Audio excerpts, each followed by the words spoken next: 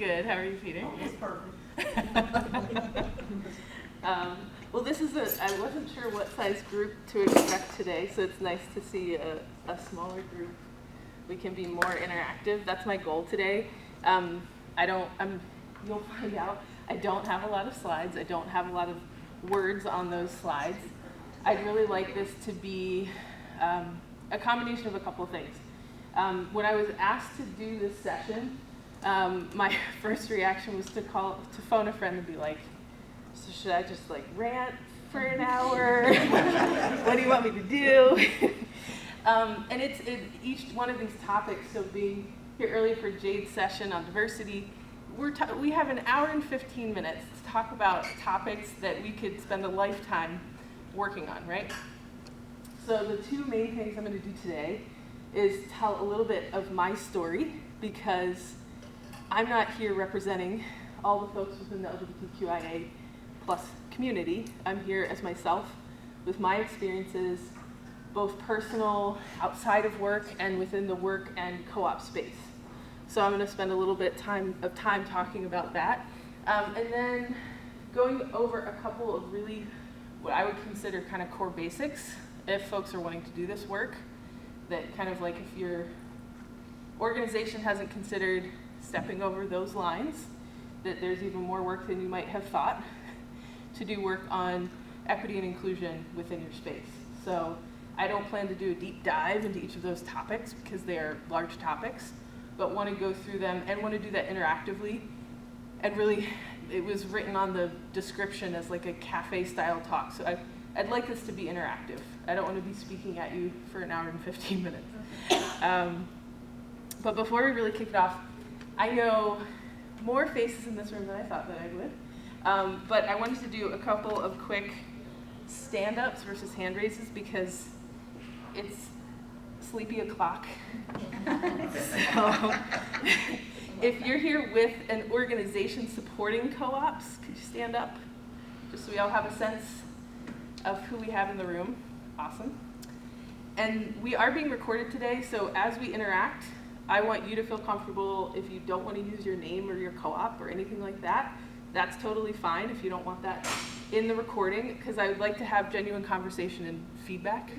Also, if at any point you're like, hey, can you like mute me or like blur my face, or like, hey, I said something, can you cut that out?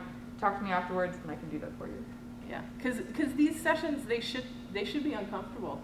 That's kind of my goal today, is I hope we all get a little bit uncomfortable, because this is not comfortable for myself.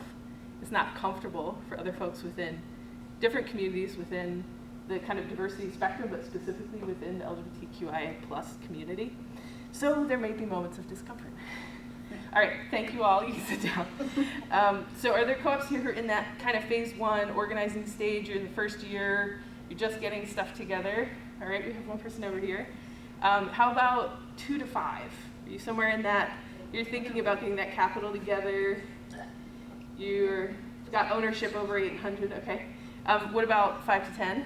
You have open co-op, or you are ready to open, you're getting ready, there we go. Okay. We're not sure. That was, you're not sure. We're surfing. Well, we could differentiate. If you're an open co-op, please stand up. There you go, I knew Chris had to stand up in the back. All right, and then folks who are just about to hit that mark. Okay. To me, that's really, thank you all. It's really useful information because some of this work it's never easy, but depending on how far you are into documenting things and having already written policies and have a lot of norms in place, the harder it is to do some of this work. The more people you already have involved, the more voices, it's harder. It needs to be done, but it can be more difficult, right? The more established norms we have, the more difficult the work can be. So this could be a show of hands. You don't have to stand up this time. Are you currently doing, and you can define this however you want, DEI work or training within your organization or your co-op? Any kind of DEI work, all right? About half the room. And of those doing that work, do any of you have in-place policies for the protection of LGBTQIA folks in the workplace? We have 2, 3, 4, We have a 5. Social justice statement that includes it, but I don't know how far that goes. I would consider that a statement, as you said. And so the policies are how we make that work happen, right? So it looked like we had, again, about half the room, a little less than half the room, who have in place policies. So that's good to know, again, as we go into the conversation.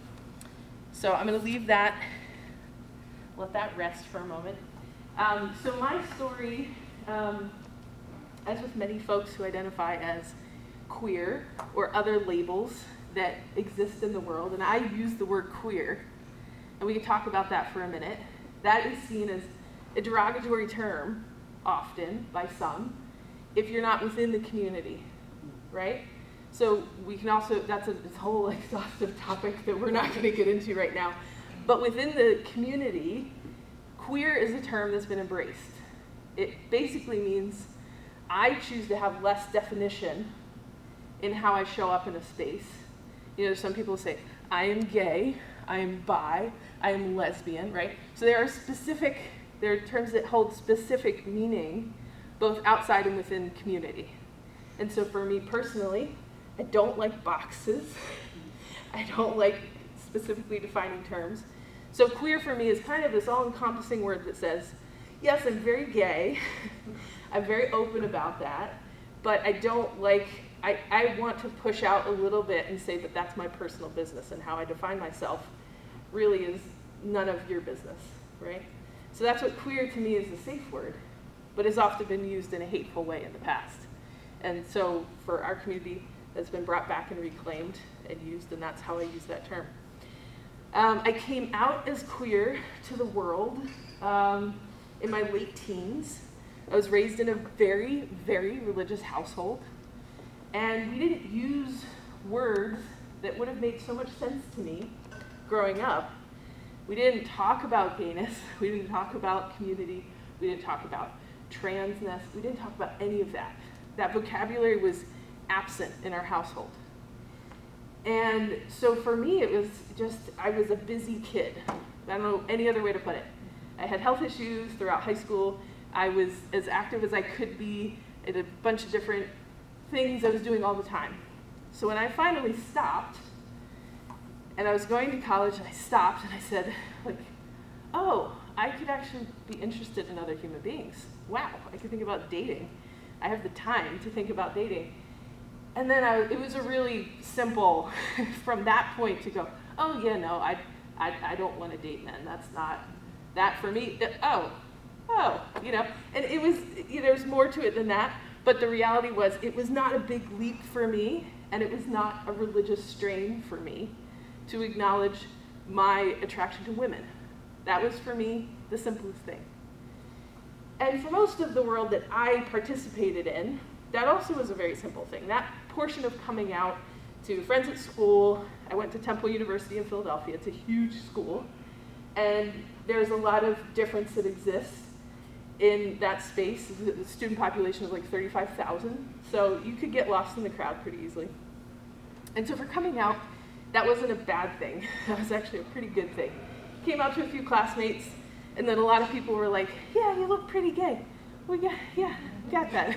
And I was like, yeah, I am. The real difficulty was with my family. So again, a really religious space that I was raised in. And a lot of folks talk about this story of, okay, I'm gonna come out and you prepare for the worst and hope for the best. That's essentially that moment that I was in. It was like, prepare for the worst. And so I made sure I moved out, that I had my own place, that I had control of the things I could have control of. And then I came out, and the worst happened. I was disowned. At 19, 20, I forget the age at this point. And for me, that experience didn't affect how I felt like I could show up in the world. I didn't go back and go find a closet to kind of slowly do one of those moments in. But it really shifted and changed how I think about family. And it changed how I think about, when we were in the last session talking about our family of origin. My family of origin is very diverse. both because of how I was raised in the church, and the church that my parents raised us in was, like, national origin-wise, very diverse. So I didn't have a mainstream white upbringing. And then outside of that, I reset a lot of my family group in my 20s. A lot of that family was lost to me. And so went through that process, and I had really strong friendships within some other communities that I was in, and folks really came through. And when I was in my early 20s, mid-20s, I came upon this organization, Mariposa Food Co-op, that was just opening to the public in West Philly. And I had a friend who was encouraging me, become an owner. It's a really awesome space. I mean, it's West Philadelphia. West Philadelphia is the, to put it no other way, it's like the genderqueer neighborhood in Philadelphia. If you want to find a neighborhood where you could, identifying with any of the letters up there and get lost in a crowd, that's the neighborhood to go to. It is a ton of diversity in a multitude of ways. And the co-op wasn't open to the public yet, though they were still building. And so I said, I'll become an owner, but I don't want to come on staff until it's open to the public. And so I applied for a position when the store was open, and I was hired. And then I walked into a community that was so welcoming. It was surprising how welcoming it was, because I couldn't have anticipated it, even though the friend that introduced me to this group was a very open-minded person. I had no idea the world that I was going to experience. And in that space, I got to experience, as somebody within the community, how to be an ally to folks that at that point I didn't identify with trans folks and with others within the community who needed a lot of support. But we were in a group where that support became embedded into the structure of the organization. And it made it so much easier to uphold the work when we had something to point to and say, we do have a standard, and the staff have to hold to it. And we're going to get into that more in some of the slides, some of the policy-based work. But to walk into that space, it was a huge relief. I had no idea how much of a relief it was to work in a place where I was the norm. A ton of the staff identified as LGBTQI+, and to be in that space and then to be in a leadership position in that space was, it was really formative in how I think about how we do this work. Because I think, I'm gonna make an assumptive statement. I think a lot of folks think about doing DEI work as a piece of work over here, and we run the co-op over here. But I think of it as the work is here, and all the operational stuff goes through it. How we think about our community, how we think about how folks are involved, how we think, and looking at the diversity of community, that's the lens that everything else should go through. And being at Mariposa, it allowed me to develop that process and that way of thinking and to really enhance it in a way that I hadn't thought about before. And again, at that point, I was in the role of ally to a lot of folks, and I wasn't comfortable at that point coming out again, because coming out is such a pain in the ass. And so throughout that period of time, I identified as a woman, and I used she and her pronouns. Once in a while, I put they at the end. It's she, her, they, right? It was like a very soft they. You can also, and then was like, but there are folks who are actively transitioning right now, and specifically a number of trans women who, in this world that we live in, one of the most aggressive experiences that somebody could have is coming out and transitioning. As a trans woman, and specifically a trans woman of color, the amount of hatred and the amount of fear that can be directed it's horrible. And so in that place, in my position of power, in my position of privilege, my choice at that time was that I'm an ally. And also, I didn't feel ready to step over and say, and this is also a part of my identity. And had a really amazing and, what we did like 10 years of work in 4 years. It was a crazy amount of change. And again, to be part of that was awesome. In the end of 2015, I chose to leave that organization and go and work in construction, because I had experience in construction from when I was younger. And I became the director of operations for a green construction company. And if any of you know anyone or have walked down the street next to a construction site or anything like that, you would know that a construction company is far less welcoming, usually, than a co-op, and specifically the co-op I had just come out of. But the reality is, to jump forward in time for a minute, the experience and amount of acceptance that I pushed to have in that construction company isn't actually that different than how much I have to push right now, every day, in the co-op space, right? So just to say that, because back in time, in 2016, 2017, 2018, working in that organization, I decided now I was ready to come out again. But it wasn't because of the organization I was in. As Gabby and I were talking about this last night, it was the emotional and mental safety that I felt in my partnership, the woman that I'm engaged to now. And with her, I felt safe coming out again as a non-binary trans person. And that process was painful within the organization I was in. I was surrounded by a lot of liberally minded and never challenged people. Serfs. So there were folks, you know, one person, oh, my wife's a social worker, so I really know a lot, right? And this person mispronounced me for a year after I came out. Never got my pronouns right. And then I had a review. I had a, quotes, annual review, which was a very generous term, and had things to say to me. And so I turned to him and said, well, I have things to say to you too. I didn't know if you knew this was a two-way conversation. And I said, you've not gotten this right. And because you've not gotten this right, you are upholding a horrible standard for our entire crew that I have to manage. I was director of operations, so we had crews, we had crew shift leaders, we had all this stuff. And you, as the owner of the company, are reinforcing a really shitty standard that I have to live with. And it did send it back, and he tried to, but I said, moving forward, I'm not doing this work for you. You have to do this work for me. Because you've said this is how you would be, and you have not held yourself to, I'm holding you to it. So if anyone has questions, if anyone has anything, they come to you or they come to this other person who said that they'll be an ally and they'll answer questions. Because as a trans person, there are a lot of uncomfortable questions that come up. Inappropriate questions, questions I would never ask of anyone here, no matter how you identify. And there was some change. And thankfully I don't work there anymore. And over the years, as I have started to, my body has started to change in the ways that I already saw myself, and I feel more comfortable as myself. I've found that I will lean into organizations that are going to support me.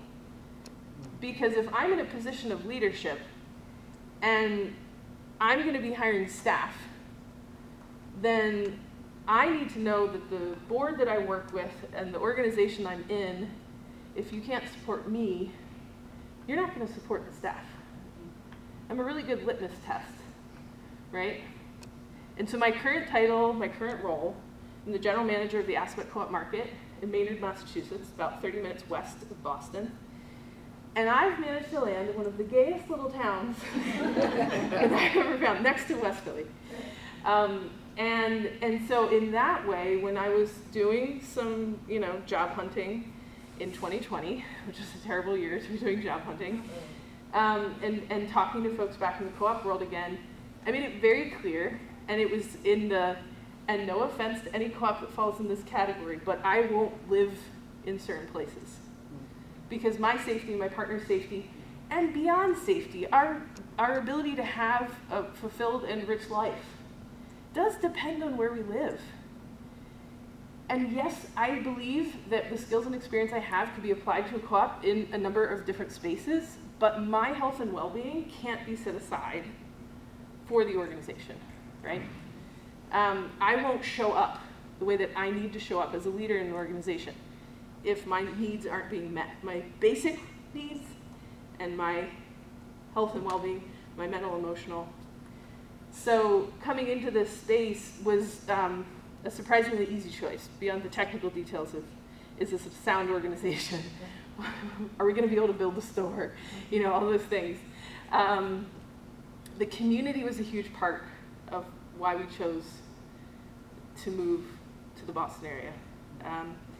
And yet, that moment in time where I said, let's jump forward and go back, now we're in current time, and I experience, my personal experience, as someone who holds a lot of power in our organization, a lot of privilege as a white person showing up in space, but as a not cis, meaning I am not cisgendered, I don't identify with the gender I was born with, that my experience continues to be, it's like they say, death by 1,000 paper cuts.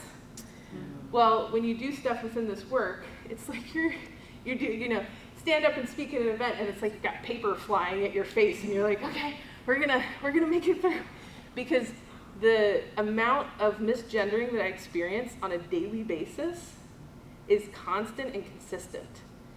And when you think about the spaces we're in, though, within the cooperative spaces, I think of a warm and welcoming group of folks, right? That's how I view the co-op community, in spite of my experience. And part of it is because of the story I just told you. I have grown a very thick skin. And part of it comes from my church days. There was nothing quite like growing up in a really religious household where you had to dress in weird skirts and dresses and go to church 2 or 3 times a week, and people in the neighborhood saw you doing it, to grow a thick skin. And my parents and I have somewhat of a relationship at this point. And I said something that my mother didn't really like. I said, you do realize that you prepared me better than I thought anyone could for a life of being a trans queer person because of how we grew up. You helped me grow the thickest skin. And you also showed me how to navigate spaces when I have the capacity with grace and kindness, and to extend that to other people and hope that they'll meet me in that space.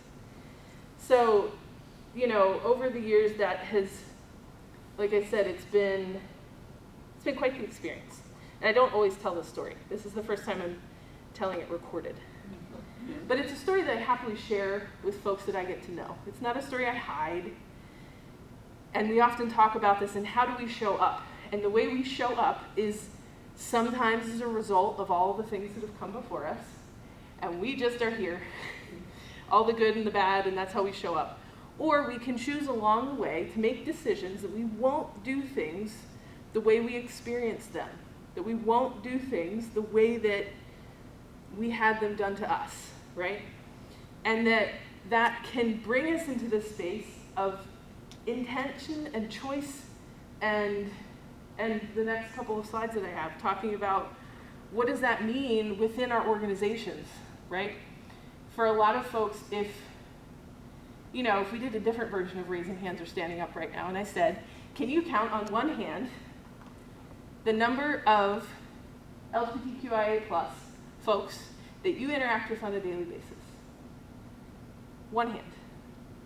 This is a test, and you don't have to do it. My goal isn't just to make everyone feel really uncomfortable right now, but it's a thing that's talked about a lot. This is talked about in race conversations.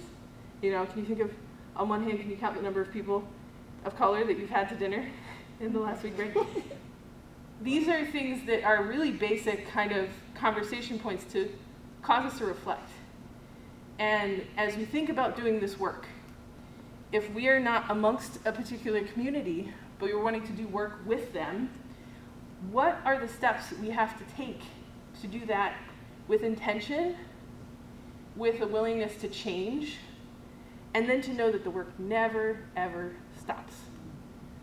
Because I'm always learning and growing. There are changes within the community over the past 15, 20 years that I have to take in new vocabulary. I need to change how I show up.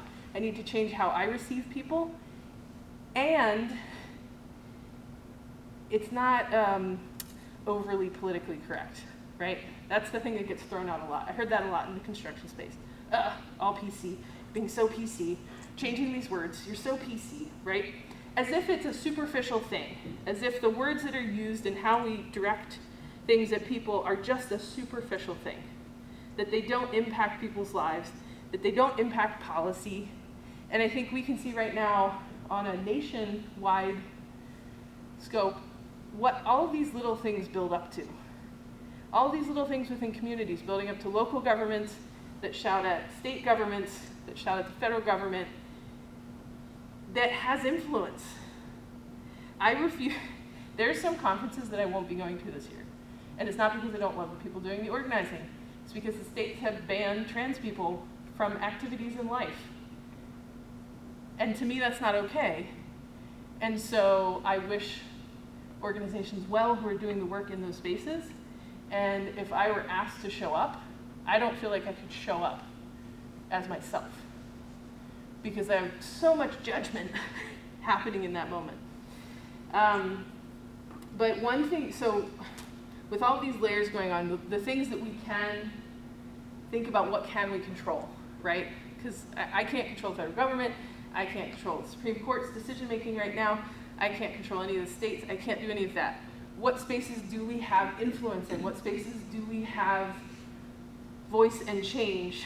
And yes, I can march in a rally to help influence the larger things, but within our, thinking about our communities right now, within co-ops, what can we do to make a shift?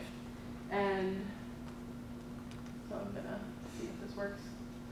So I threw a few things together because this is such a large topic. We're not gonna cover it all today. And I'm showing up as myself. I am not a library of resource for the community. I don't stand for the community, right? I'm here as myself with my experience. And so that's what I'll be speaking to today. And then there are other folks, so Gabby Davis, NCG, who's doing this work at the national level and does this work outside of that, has done it for years. And other folks who have these resources that I don't. I own the fact that I'm not a library of a list of URLs and slides and books. That's not what I'm here for today. But I'm happy to, before these slides go out, put a few references in there to point people to organizations that do have these resources, right? And so the first area that is very broad, but how do we even start to do the work? And it says creating safe spaces, and again, in conversation with Gabby, it's like actually safer, because no space actually will feel absolutely safe when we have a diversity of folks in the room. I know if I sat down at a table of folks who are identifying as cis straight people, that we're going to be coming from different perspectives, and it doesn't mean I don't want to do the work with those folks, but there may be times where I want to do that within community and then bring resource to other folks. So there are different ways of creating safe spaces, but one of the things to think about is also how, in this area, how we show up is, the topic is LGBTQIA+, but intersectionality says we all show up in a multitude of ways. And we can't ignore any of those ways within any of these kind of topics of diversity that we're talking about. And for the purposes of a session, we are pulling a topic out. But in reality, when we're doing this work, if we're starting to talk about how do you put in an inclusive policy about gender non-assumption in your space, you also need to be talking about the safety of BIPOC folks in your space. And you need to be none of these things in reality, in the work, can get separated. For this presentation, there's a bit of separation. So for this, some of these words up here, who has, in any space, in any group in your organization, a version of community agreements? Who knows what that is? See 2, 3, 4 hands, 5. Okay, we have a handful. This is the talking. We can just talk now. So I'd like to hear from folks. I talked a lot, so now I'd like to hear from folks what those look like in your organization and what you specifically use them, what context do you use them in right now? And we could kind of go around. Jamil. I learned about community agreements working with Sam and Mariposa Food Co-op. And I think in the consulting work that I do with organizations, I constantly come back to community agreements as a space for establishing how we want to be in relationship to each other, both writ large as an organization, during a specific times that we're going to be together for meetings, trainings, whatever. It's like establishing the baseline of how we're expecting ourselves to show up, and we can agree to these things. And when we do that, it provides an opportunity for there to be accountability within the space. And I think it also supports a disruption of power dynamics because there has been agreement. And so there's this opportunity for people to remind people about the agreements when they go off track. It's almost always, I mean, it's a practice that I use consistently in almost all of my facilitation or group dynamic kind of opportunities. And it's one of the most consistent things that I recommend to organizations that are struggling with accountability and with group dynamic challenges. Thanks, Jill. Anyone else want to share? So, my organization is not strictly a co-op. I run an environmental justice nonprofit in the Bay Area. And we have community agreements with everybody who comes into our space because we want it understood that under the principles of environmental justice, the community is always in the lead or co-lead in these spaces of extreme power inequality. And as you said, the need for accountability, including within our own organization. For us, that's like the penultimate. That's why we do the work.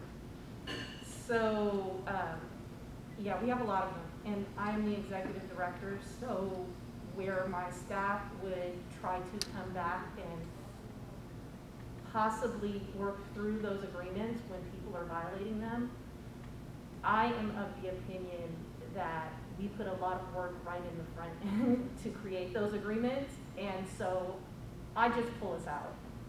Like, you came into this space, you violated this space. It's not that I don't feel safe, it's that I don't feel you are a good faith partner in the work that we're doing. And if we're not partnering, we're not doing it. So that was to your question as well about trainings and education. You know, our work is diversity and equity, literally. Like, we're trying to promote that across the region and the state. So we don't do trainings. We basically show up, you know, with the guns and the whips and the pitchforks in our hands, ready to do the work. That's awesome to hear. Thank you. Yeah.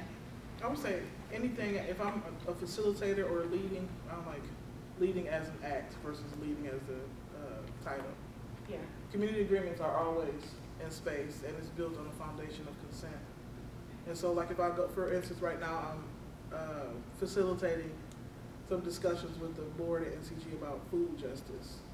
And so I come with my community agreements, and then to be inclusive, ask if anybody else wants to add something. Because consent is the first one, was said here, stays here, but was learned here, leaves here, right? And so, you know, that, and then nothing is recorded, you know, because people want to feel comfortable, even though I'm about to make them, you know, uncomfortable, is the goal. But, you know, to have this, like, hey, this is how I feel, what do you think about it? You know, and oftentimes one of the main ones I get, especially from white folks, is, well, can we speak for somebody else if somebody else is harmed in this space? And I say, you can absolutely do that if you get consent, right? Because we don't need fixers, you know, because you're just fixing the space. The other thing I ask is that don't come into the space attempting to help people if you haven't done any work on yourself. People always skip, we talked about this last night too, but people skip intrapersonal to go to interpersonal. After George Floyd was murdered, everybody had a statement, like, well, we gotta do something. Okay, but what did you do with you? What did you read? And if it was white fragility, what else did you read? Like, you can't only read that and then you wanna help somebody else. You have some things to unpack first. All that goes into the community reach, like, where are you? You can't help folks if you don't help yourself first. Yeah, and I think one of the things that came out in like, again, in quotes, safe, and what that means, these community agreements, I have a handful that we use in a DEI community of practice group within the New England area co-ops. One of them is confidentiality, again, and knowing that how you show up, however you show up, as long as it's within these community agreements, is okay. And that you should feel free to be able to utilize the space to, sometimes it's just to vent, sometimes it's to rage, and other times it's to work through some complex problems that people are experiencing in different parts of an organization. And that means that we'll feel uncomfortable, other people might feel uncomfortable, but if you're standing within the bounds of these community agreements, then you can continue forward with conversation. And I think you're talking to your name again? Sorry. Michelle. So you're talking about pulling people out, right? And that kind of, one of our recent conversations in that group was like calling in versus calling out. And I'm okay with both. Jamila knows this. Because it's conflict. It's often perceived as conflict. If we say, we have an agreement and you have violated this agreement, and for the safety of the space right now, you're leaving this space. Doesn't mean you can't come back. Doesn't mean that restorative justice can't occur, that the work can't happen for you to recognize that and come back. But for the safety of the group in the space, you need to leave. And so this really comes back to a lot of pieces. So I mean, training is up here because all of these things that we've been talking about anecdotally about these community agreements and creating safer space, it doesn't just happen. So reading White Fragility and what else did you read, right? This is consistent work. This is constant work. And some of us may have been doing this work for longer than others. So we have more things to draw on, perhaps. We also still have a lot to learn, but it needs to be highlighted that training bucket, and I apologize because these buckets are in different colors, and if anyone's colorblind, there's no difference there. But that training, it comes with a price tag, and your organization has to decide if you really mean it and you really want to do this work, it will cost you. It'll cost you personnel time, it'll cost you your personal time if you're a volunteer, and it will cost you the cost of a trainer, because people should be appreciated for the work they're doing with dollars. And I see a hand raised. Our co-op was founded in 2015, and there's definitely, as far as I know, not any community agreements like what we're discussing. And we kind of ran into, we're working on it right now, a situation with an extremely unhappy owner because we just did a food equity community discussion. And we actually have been talking about having agreements between our farmer owners. But since that wasn't done in the inception, is there any resources to like research and learn how to introduce it now? Yes. And for reference, I live in rural Oregon. My community is 95 to 97% white. So this is a struggle for us. And I've been on the board for about 8 months now. So when the co-op was founded, it was an oversight. And so it's just not there. But I'm not sure at this point how to introduce it. Yeah, and so there are organizations and individual resources for doing this work with a group like yours. I can speak for a minute about like some very practical steps in that, yes, you can do it, and in that if there needs to be consensus, if this is amongst the board, and then the practical step is then you do it. You work through the issues that you have. So if you've identified, and sometimes we can identify far more issues than we can address in any individual policy, community agreement set, or anything like that. But what you do have to have is a shared agreement that this will turn into something resembling a policy. And just for a moment to step back and think about kind of the meta paperwork that exists on an organizational level within a co-op. Most difficult thing to change is your bylaws. They're filed with the state. To change your bylaws, you have to get the owners to vote to change your bylaws. So bylaws are usually pretty intentionally vague. They don't include a lot of language. They're very dry. They're about things like the number of owners who have to show up at a meeting to qualify a vote and things like that. They qualify the number of directors. There are other things embedded in that. Then you have, if you have policy governance or policies of a similar type that govern your board, those are set by your board within the power that the owners have given the board. And in that space, that's the second most difficult, in that you do have to have board consensus to change how you are going to govern yourself. My recommendation is if you're trying to do work that impacts the community, that you have to start at least with the board level, because you have to have consensus on the change, right? So sometimes it's even just putting an end statement that emphasizes the areas of work, right? It's an acknowledgement that your future staff will be held accountable to these end statements that say, our mission is to, outside of your actual mission statement, our goals are to support X, Y, and Z community, to have alignment with X, Y, goes in your ends. Because if you skip that step and you don't put it into the board category, it's really hard to do that frontline work.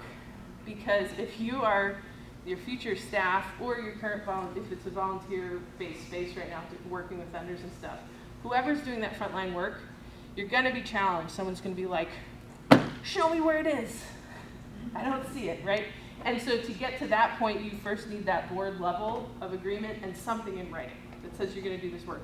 Then you have to empower people to work with trainers, work with an outside consultant, work with somebody to do this work, and then to come up with the frontline procedures and policies that dictate how you interact. So if you go on the website of a lot of open co-ops, you'll find a page where it says, here's our vendor agreements.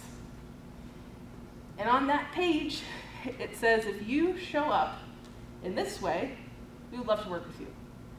If your staff are respectful, if they hold the standard that we have for our own staff and for the protection of our staff and our community, we would love to have you as a vendor. Also, often, there will be food-based categories that you also have to meet as a vendor.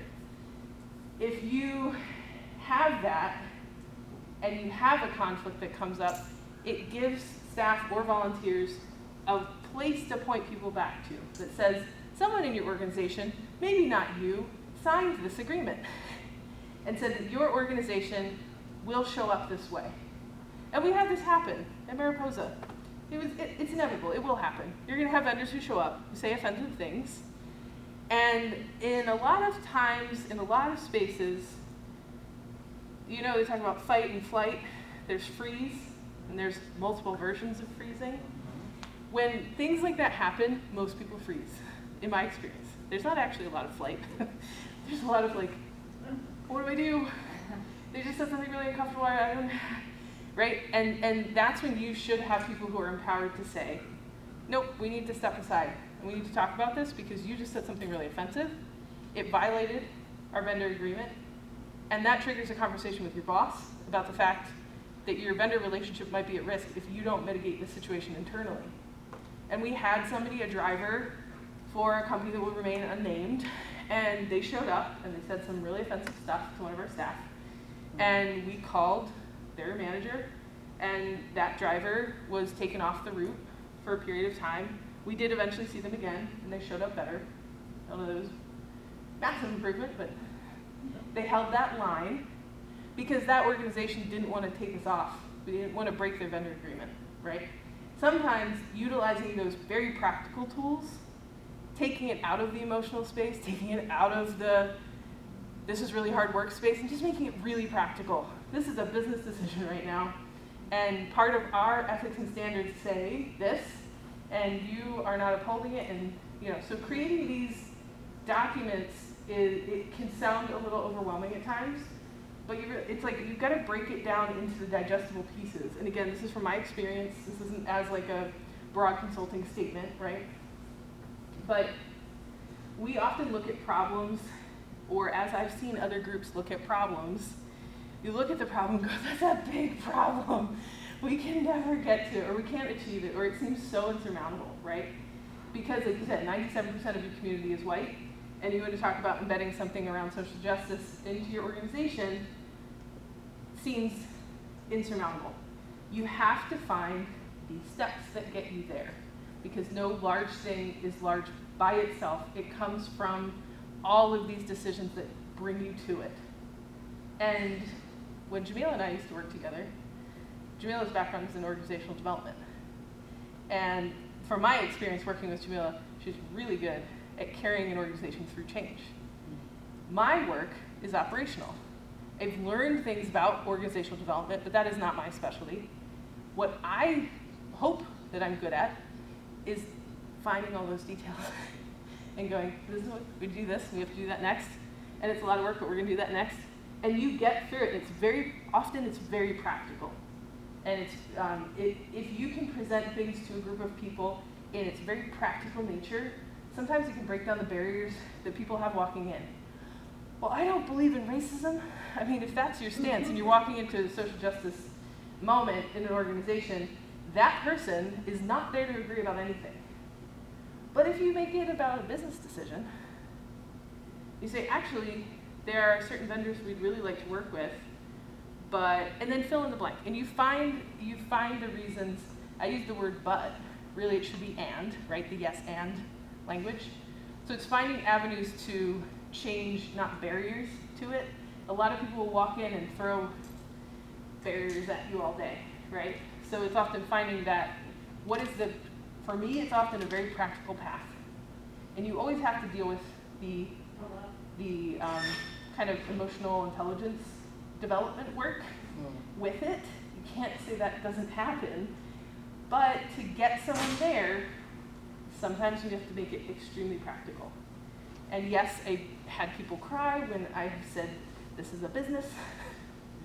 And we all have a lot of feelings about these organizations, and some of you are in your early stages of organizing. It feels very emotional. This is the thing that you've spent so much time doing.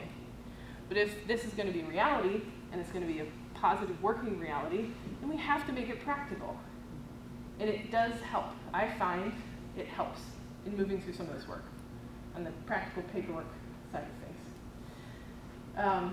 I'd love to hear other folks' opinions about this, though, because I've just been giving mine. So I don't know if other folks have other ways that they'd approach this work and avenues to get there. I wonder if can there be a shift in being okay with losing a member to avoid losing members? That's actually where we're at. And I'm like, if it was me, I'm like, oh, they'll be a member, give them money back.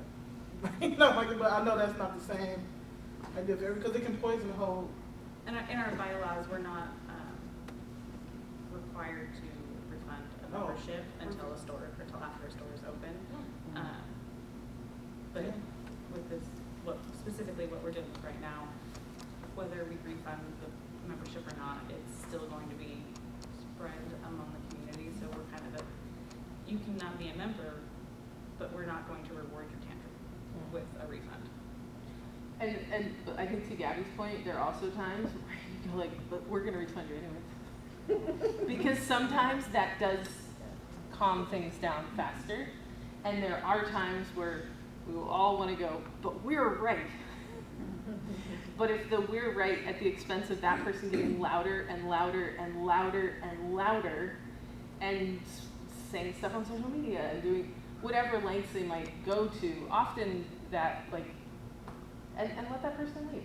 If they're not in alignment with the direction of the majority of the ownership, right? That is the power of a community-owned space, is if the community is behind it and you have one person who's really the standout. It holds a lot of power. And to move us on, because I know we're running out of time, but the last thing of community agreements, the most powerful spaces I've seen community agreements to work is in activist spaces, in what most people might consider the most chaotic spaces. They're the best places to be often. If you want to see this actively at work, there, you know, this, again, coming from Philadelphia and having this, being in a city that is massive, right? Over 3 million people, very diverse population, but again, a lot of inequity, a lot of social inequity, and intersection with race inequity. And then the folks that are doing the frontline work on trying to affect change are seen as angry, aggressive, nasty, because they're saying things that a lot of people don't want to hear. When you go into the space where those folks are doing work, though, they hold that space with community agreements. They hold that with, one of my favorites is One Deep One Mic. It is basically saying everyone should be allowed to have space to say what they're saying, as long as it falls, again, within those agreements. And this carries over. If you put that into the ownership, right? If you're having a meeting about this, and everyone in the room agrees to your community agreements and how you're going to show up about this conversation, that also is really powerful. If you have 150 people in the room, congratulations, because it's hard to get 150 people to show up. But also, if that room, if all the hands raise, when you say, can we hold ourselves, make it, it doesn't have to be a long list always. But if you find the core pieces that will hold everyone accountable, it's another tool. It's another thing that allows you to do difficult work. And it works in spaces that are happily in conflict, right? That find conflict to be a positive progress thing. As long as it's done safely, confidentially, right? These things that we've talked about.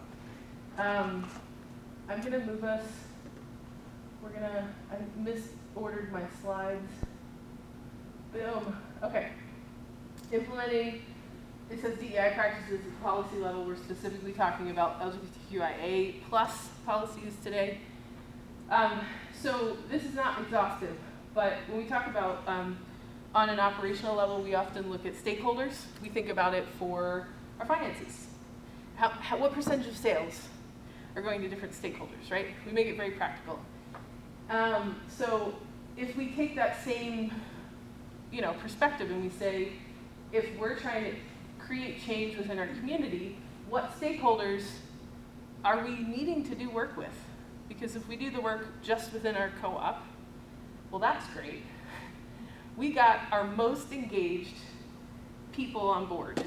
And what is that? It's like 20 to 40% maybe, somewhere in that space. You've got the most engaged people engaged with the change. How about everybody else? And looking at, we were talking last night, this is a whole week of training unto itself, but it just needed to be named, that when we think about how we do this work and how we're thinking about creating policy, and again, thinking about doing that at the governance level, the practical policy level with staff, so we can implement it, we also have to do the hard work. And for those here who are board members, it's your work too. It's your future GM's work, but it's your work too, to be deciding how you're interacting with folks who aren't members, staff, and leadership. How are you interacting with other folks who are just going to be shopping? Just shopping, because that makes up more than 50% of your sales base. So how are you holding those folks accountable, or at least showing them the standards to what you need to be held accountable to, and taking it then to the broader community? What organizations can you partner with to do this work? Because it already exists. A lot of people are doing this work.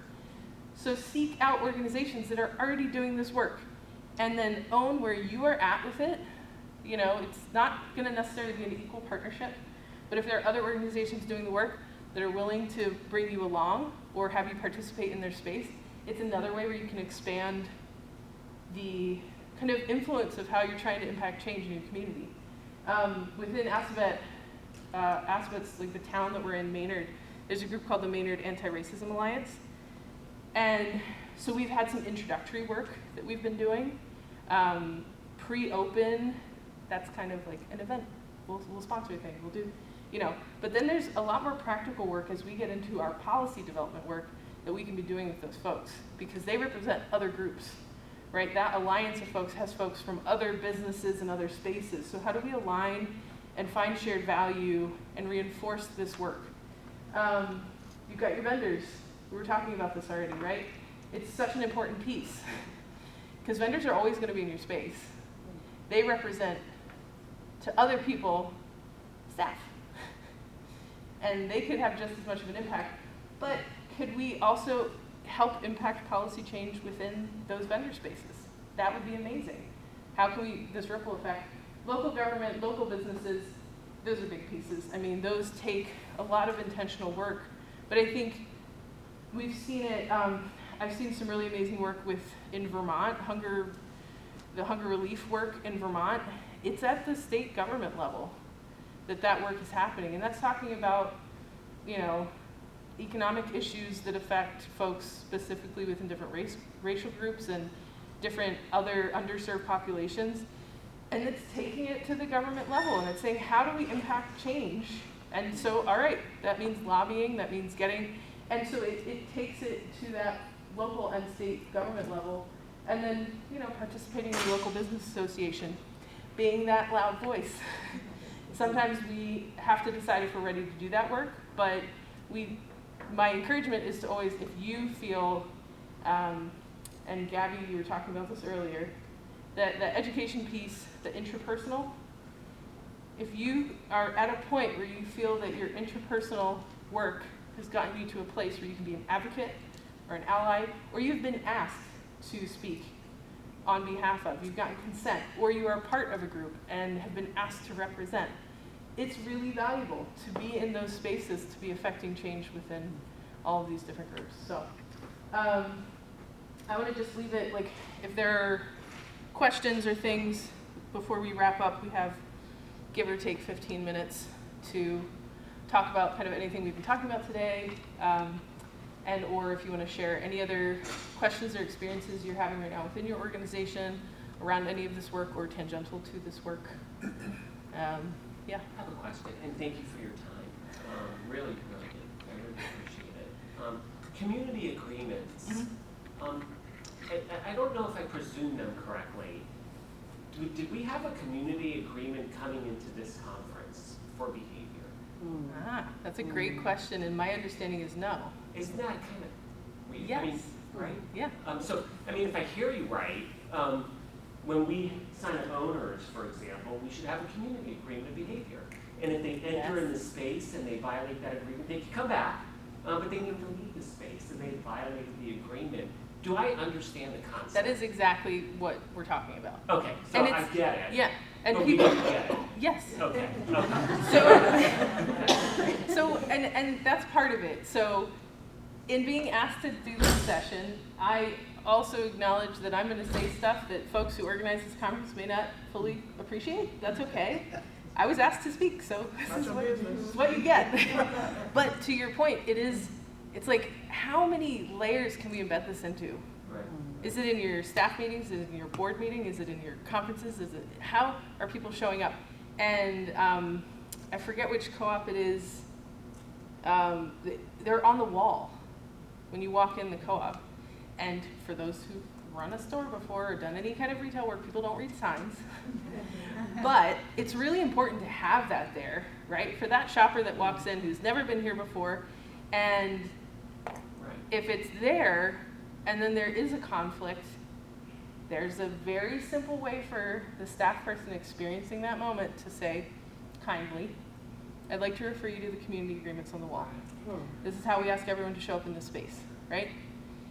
And there are folks doing this. This is in open co-ops. There are folks who are doing this work, and it's amazing because it empowers people on the front line. And no matter how frontline folks feel right now, as like startup folks, your staff who are frontline folks experience this at a whole different level than anyone will. Because it's persistent, it's every day, and it's your job.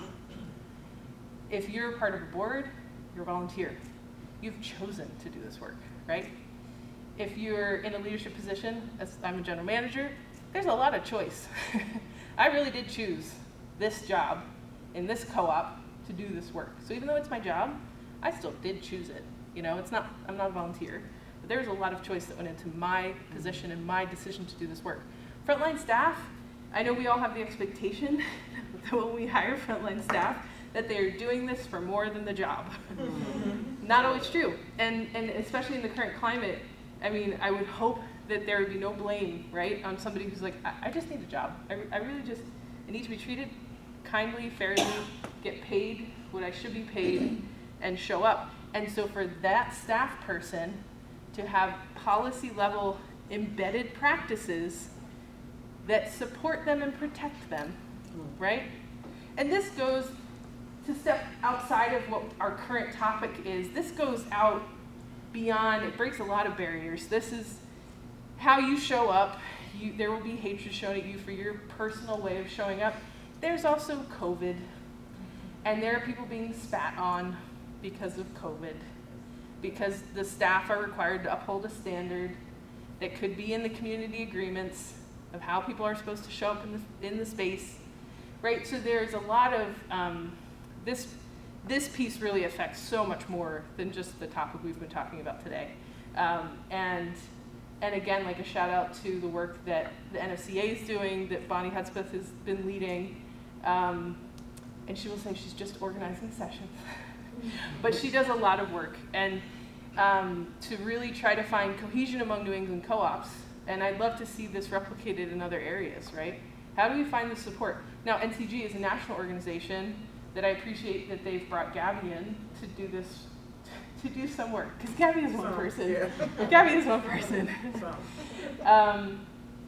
And officially, Gabby's title is Racial Equity and Food Justice Manager there. But that's, again, Gabby's one person in one organization. How do we also encourage folks to do this work within their community? How do we create more support within regions to do this work? Because I've seen a lot of value in this group. And I've seen a lot of sharing of experience that makes people go, oh, thank God it's not just us. Like, I really thought it was just the people that show up at our co-op, right? And that we're stronger together piece. It's true in this work. It's hard work, but if you do it side by side with other folks and are willing to put in the time, it's, you know, it does make the work a little bit easier. But there was one thread I wanted to pull out before we wrap up. That aspect of you didn't show up the way we said you should or we all agreed on, and you've been asked to leave, but you can come back. That big step between you've been asked to leave and you can come back. The one thing, this is my personal opinion, don't tell people they can come back unless you're prepared to do all of the work that goes in between you were asked to leave and you can come back. And I mean that pretty bluntly. If you don't do it, it's a disservice to your organization and to the individual who was harmed potentially and to the person that did the harm. Each party is harmed further if you don't intend to go through a process of mediation and continued work with creating safe spaces to do this work and having the trained and appropriate people to carry you through it, right? And it's not, if your organization isn't in that place, it doesn't mean don't ever do it. But if you want to talk about restorative justice work, it's work that should be done, in my perspective, but don't say you do it if you're not prepared to put in the work. Because it takes time. There are people that were gone for a year and then came back. And it was okay, right? But it took I can think of one scenario where it took over 5 mediation sessions at the agreement of the person who was more harmed in this situation to agree that they wanted to do it in the first place. And this was a vendor situation. But, you know, to go through that process, it's like, that takes time from leadership, that takes time for the staff, potentially staff person or owner or board person who was involved in this, and then it takes the agreement of that other person, you know, so think about that. Are you prepared to do that work? Does your organization have those resources? If you would like to, again, there are folks who can help set that up and do training around mediation and do training around this stuff. But my caution would be, don't say you do if you can't. And be okay with asking people to leave the space until you're ready to bring them back in, until you have that process in place. Because I do think that creates more harm than good. Just wanted to throw that out there really quick. Any other closing questions, thoughts? Yeah. The community agreements, is this a living document that, you know, changes as our society and communities change? And do they vary depending on who the agreement is with? I'm just wondering, what is the formality of the agreement? And, you know, if it's with a vendor, if it's with maybe a local activist group that we want to partner with, because, you know, our food cooperatives they're not just, we all know this, grocery stores. I mean, that's why everything that we do in our community to uplift everyone in our community and work is huge, it's so important, which makes us, that's why we're not just grocery stores. So I'm just wondering, like, what does a community agreement look like? And who gets it, and how do you deliver it? It's just more of it sounds silly, but I think that's a good question. I think it is. This pollen is killing me. yeah, same here. I think for me, community agreements are living documents. I think the thing we do this with personal goals too, right? We put dates or ages on it. Like, oh, here are the community agreements for 2022. And then we mess up, right? And then we blame ourselves and we get mad. Versus here are the agreements. If we change something, we change it. It's always an editable document, right? You can have variations of it. Like, here's the community agreements for vendors, but that might be different than from customers. Yeah. The other thing is, I wonder, you said that, you know, co-ops are more than grocery stores. Does the large majority of society feel that way? Or do co-op owners feel that way, people that work in co-ops? So I think community agreements can also offer education around that. This is a community agreement, and this is why, because co-ops are, and go forward from there. So, you know, it's a document, but it can also provide education at the same time. Yeah. I didn't find out what a co-op was, just to be clear. Like, it's been like, you know, in a year, and I haven't, you know, been in many co-ops until Detroit People's, you know, opens up, because I've never lived in a city where one was available, and if one was there, they'd have nothing I want. I lived in Idaho before I moved back to Detroit. You know, I can get killed anywhere. I see two folks in the queue here. Just Yeah. as a follow-up to her question, I'm being tasked with trying to build and develop community agreements, which I wouldn't have called them community agreements until this past week. Is there, you mentioned possibly providing some additional information. I feel like the approach I need to take is to show them something to react to. Is there a great resource to get? Is it something you can Google? Is it? Jamila is a great person to.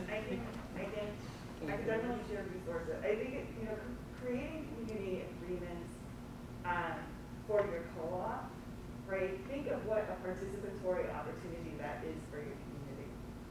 So I would see it not. I mean, you certainly could see it as an opportunity for a small group of people to work on a draft of something to be presented to your membership. You could see it as an opportunity to have a special membership meeting to talk about why do we need community agreements? What would happen? What would our store be like if we had community agreements? What are some ideas and things that you think should show up in our community agreements? And then move into that draft. So I think there's a lot of opportunity to imagine how to do it for your organization. And then I think, community agreements can be static because you want them to be upheld over a period of time. And I think that when you're in certain settings, like certain community agreements apply. But maybe some of the community agreements, as I mentioned, need to also be added.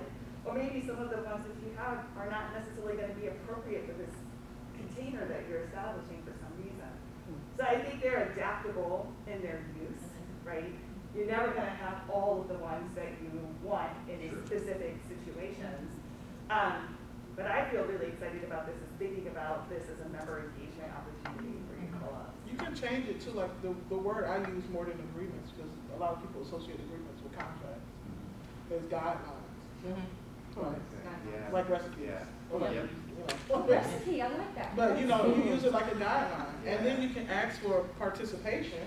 Like, hey, if you have any community guidelines you think about, tell us about it. Here's a box. Put it, So it can, that's also, like Jamila said, member engagement as well. Doesn't mean you have to add it, Right. But there'll be an impact because you asked. Yeah.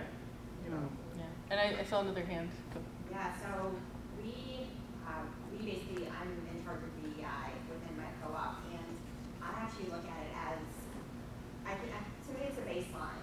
So our co-op is, you know, it's kind of our joke, we're like the city's living room. We intentionally put locations in city centers and kind of that downtown so people feel very familiar, and it's like coming to somebody's house.